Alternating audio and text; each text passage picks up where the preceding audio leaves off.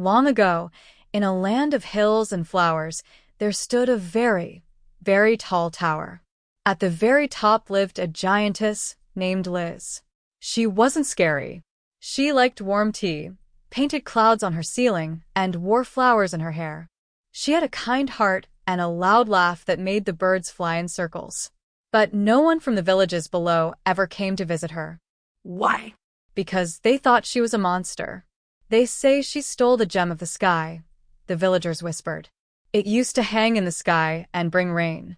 Now the rain won't come, and the crops are drying up. One small mouse named Thistle puffed out his chest. I'll get it back, he squeaked. I'm not afraid of a giant. So, with his red scarf and a crumb of cheese for the road, Thistle climbed the tower. He climbed for 3 whole days, past windy ledges and sleepy clouds, until he reached the very top.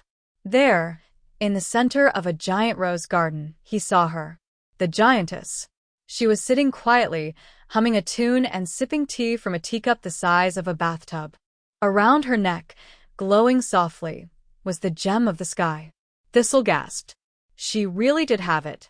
He tiptoed closer, then shouted, "Give it back, monster."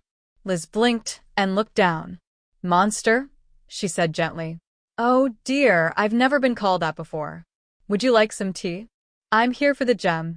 Thistle squeaked bravely, pointing at her necklace. Liz touched it. "This gem? I found it in a puddle after a thunderstorm. It's very special to me. It keeps my roses blooming." "It's ours," Thistle said. "Without it, the rain won't come." Liz looked surprised. "Oh no. I didn't know." She reached for her teapot and poured Thistle a cup. "Would you tell me more?" Thistle was confused. She didn't seem like a monster. And she had tiny sugar cubes shaped like stars. No monster would do that.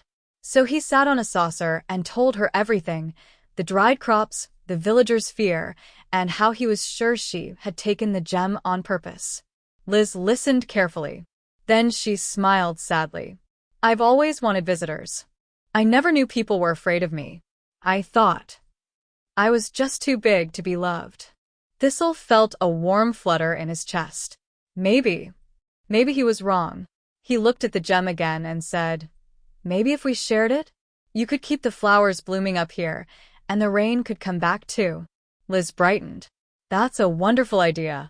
So together, they made a plan. Liz lifted the gem into the sky during the day, where it glowed and called the clouds. At night, it floated back to her tower, lighting her garden like a tiny moon. The rains returned. The villagers cheered. And Thistle? Well, he became the first ever mouse ambassador to a giantess. He visited every week for tea and sugar stars. And he always reminded the villagers, she's not a monster. She's just tall and kind and loves roses.